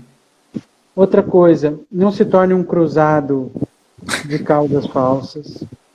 Sim. Outra coisa, eu não sei se tenho tempo para dizer isso, mas cuidado, não se torne no maior inimigo da figura de Bento XVI, pensando ser seu amigo. Goste do Bento XVI do pensamento, não do seu guarda-roupa. Uhum. Eu falo isso porque se tem um seminarista me ouvindo, você quer usar uma casula romana, use. Você quer usar uma veste rendada, use. Eu acho muito bonita, incentivo, é tudo muito lindo. Mas saiba que isso é só o pacote.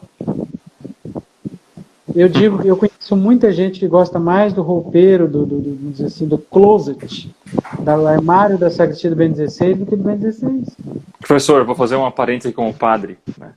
Se você que é seminarista não chega no final da formação sem saber que tudo isso é adereço e não essência, então não peça a ordenação. Exatamente. Entendeu?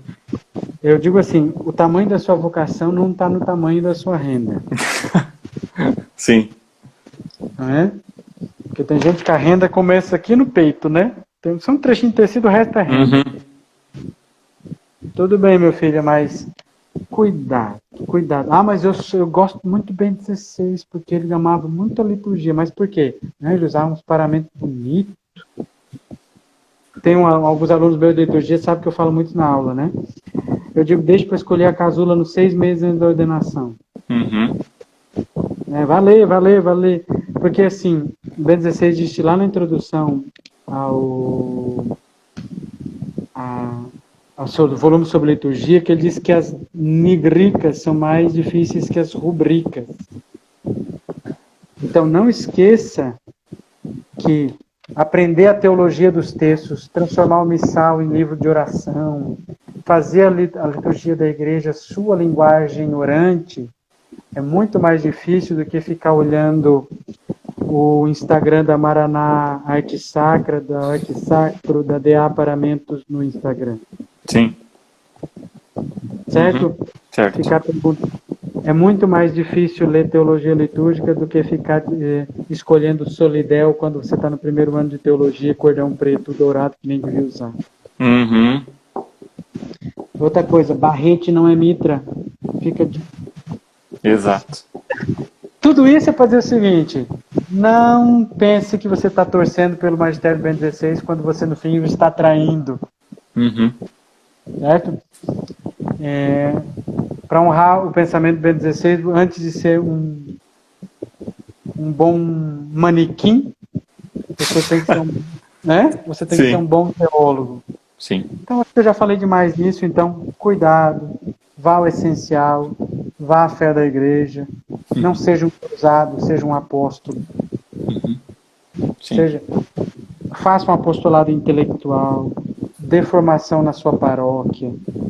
Eu gosto muito do B16, eu quero mudar o mundo, eu quero que todas as paróquias tenham gregoriano, que os padres usem casula romana, como eu falei, que tenha 7 velas no altar, velas enormes, que tenha um órgão de tubos. Meu filho, vai para uma comunidade, estuda a liturgia, vai com paciência, abraça a velhinha que cuida da sacristia, vai tomar café na casa do cara que toca o violão, pensa numa formação de 1 ano para aquela comunidade e depois de 1 ano te ajoelha na frente do sacrário e agradece porque eles pararam de cantar iê, e noite e como é que entra na casa na minha vida na liturgia. Se você Exato. conseguir isso, parar de Meu cantar filho. música de crente eu fui numa missa que cantaram quando Michael Jackson morreu, aquela música das crianças, eu disse que a próxima é Thriller. E o professor deve ter dado um problema de conexão, mas a gente espera ele voltar para a gente encerrar, tá bom? Mas enquanto o professor volta, aqui.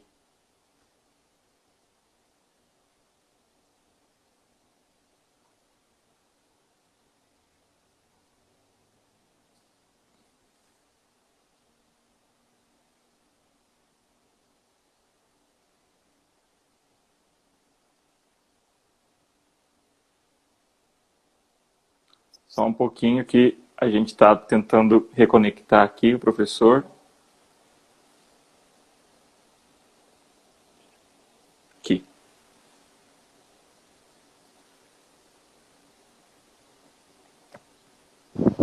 Voltamos. Pronto, voltamos. Tá tão empolgado. Sim. Mas se você seguir tudo isso, você está se tornando o melhor ratzingeriano do mundo. Sim. Eu? É verdade. Depois de ter estudado. Sim. Estratégia. Não, vá lá, pregue com vigor, ensine, mas não diga que você aprendeu de bem. Uhum. Muito certo? bem. Sim. Não diga. Aí você vai estar no caminho bem interessante. Muito bem, professor. O pessoal, a hora que virou a câmera aqui, o pessoal deve ter visto, tem um seminarista aqui, que é meu seminarista, que está ouvindo, entendo o que o senhor está dizendo, mas realmente é isso, sabe? A gente se torna sacerdote, vai para uma paróquia e tem uma coisa que se chama realidade, tá? A gente se choca com ela e a partir daquilo que a gente tem, pela formação, pela instrução, pela catequese, as coisas vão mudando um pouco. Mas, professor, eu percebo que esses 10 anos, né, que me separa do início da formação até hoje, e a formação que os seminaristas têm hoje inicial, a mudança que Bento XVI impactuou na igreja é uma coisa rápida, que a gente percebe que é uma coisa muito rápida, e que vai demorar muito tempo para ser digerida ao longo do tempo, né? Mas ele atingiu uma geração nova, realmente, como o senhor disse, mas que não deve ser uma geração que está preocupada somente, como o senhor disse muito bem, no guarda-roupa do Bento XVI. Porque o pensamento dele é muito profundo e a renovação eclesial que ele também trouxe, acho que é algo importantíssimo, que mais do que... Quando eu faço as formações sobre o Bento XVI e falo sobre a dimensão eucarística da igreja, as pessoas ficam assim, impressionadas que elas são o corpo de Cristo. Né, que o pecado delas interfere no pecado do outro, da igreja, que a santificação dela santifica a igreja, sabe? Porque entrou ao longo da história esse individualismo, principalmente com o renascentismo, de uma fé privada, né, uma fé deslocada da dimensão da comunhão. Exato. Então, acho que esse é o resgate principal. E o resto vem por acréscimo. Né? O resto vem por acréscimo. Eu acho que isso é fundamental, a gente tirar essa violência. Essa violência também. Eu fui seminarista há muitos anos, então eu sei que eu fui seminarista, fui formador, dou aula para seminarista, alguns estão aqui nos escutando, Daniel Barreto, por exemplo, está sofrendo da minha mão nas aulas de liturgia. Então eu faço muito esse discurso porque a gente se empolga. Eu disse para meus alunos, eu no início da filosofia eu já tinha a casula escolhida. Hoje eu tenho 3, a minha paróquia tem uma mulher e 3 filhos. Entendeu?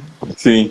Assim, escolher paramento não tem. Aí que eu estou falando para seminarista, escolher paramento não é sinal de vocação nenhum. Não é de nada. Sim. Então acho que isso, o verdadeiro apostolado tem que ser um apostolado intelectual, estudar. Sim. É muito mais fácil colocar um paramento bonito e ficar passeando dentro da igreja como se fosse num desfile, né? Sentar as nádegas numa cadeira e estudar. Ninguém está vendo. Exato. Você vai dar uma hora de formação, você tem que se preparar, mano. Quantas formações eu dá para preparar um slide, ler algumas coisas? 1 hora de formação, 6 horas de preparação, 4 horas de estrada, às vezes, para dar 1 hora e meia de formação. Então, você, assim, quer ser um bom ratzingeriano, imita a virtude. Exato. Não a roupa. Tá? A roupa pode vir, a gente também não quer ninguém, uma liturgia mal feita, feia, né? A gente quer coisa bonita, bem investida. Mas você sabe o destinatário daquela roupa quando você vê, certo? E é aquela coisa, você viva a sua... E se você for leigo, estude, viva a sua laicidade, não fica só dentro da igreja, só na sacristia. Você tem 18 anos, para de discutir o Vaticano II, vai achar uma namorada e um emprego.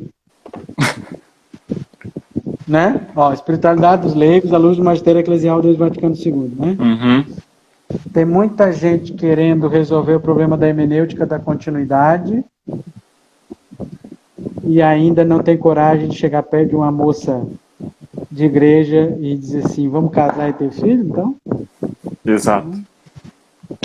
Tá bom. Muito bem.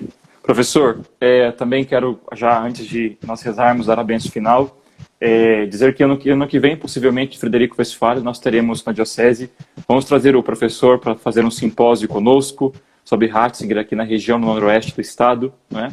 Se Deus quiser, vamos fazer isso aqui no Rio Grande do Sul, para enriquecer os nossos leigos também, trazê-los mais para perto do magistério e do pensamento de Bento XVI. Professor, eu agradeço muito a sua participação enriquecedora nessa noite, tenho certeza, muitos de nós saímos daqui enriquecidos um pouquinho, mas saímos enriquecidos com a sua explicação e com um mergulho prévio, né, nas obras e no pensamento de Joseph Ratzinger. Tá bom? O senhor deixa agora o espaço aberto para o senhor também dar boa noite e encerrarmos com a bênção. Boa noite a todos. E nunca esqueçam disso, né? Bento XVI diz que a fé cristã pode dizer de si mesma: achei o amor. Eu acho que essa é a grande descoberta fundamental, né? Uhum. E esse amor é a verdade de Cristo, a verdade da fé. E tem uma frase que ele diz, com a qual eu termino, no início do seu pontificado: viva a fé da igreja, viva em comunhão, esteja na sua comunidade, aprofunde a sua fé. Porque, como diz ele, quem crê nunca está sozinho, nem na vida, nem na morte. Nem na morte. Muito bem, professor. Boa noite. Boa noite. Curta a Escola Ratzinger. Assim, boa noite, Padre. Boa noite. Vamos abençoar. Vamos rezar uma Ave Maria, pedindo a intercessão de Nossa Senhora, nossa Mãe, e pedindo que ela também nos proteja, nos abençoe e nos guarde. Ave Maria, cheia de graças, o Senhor é convosco.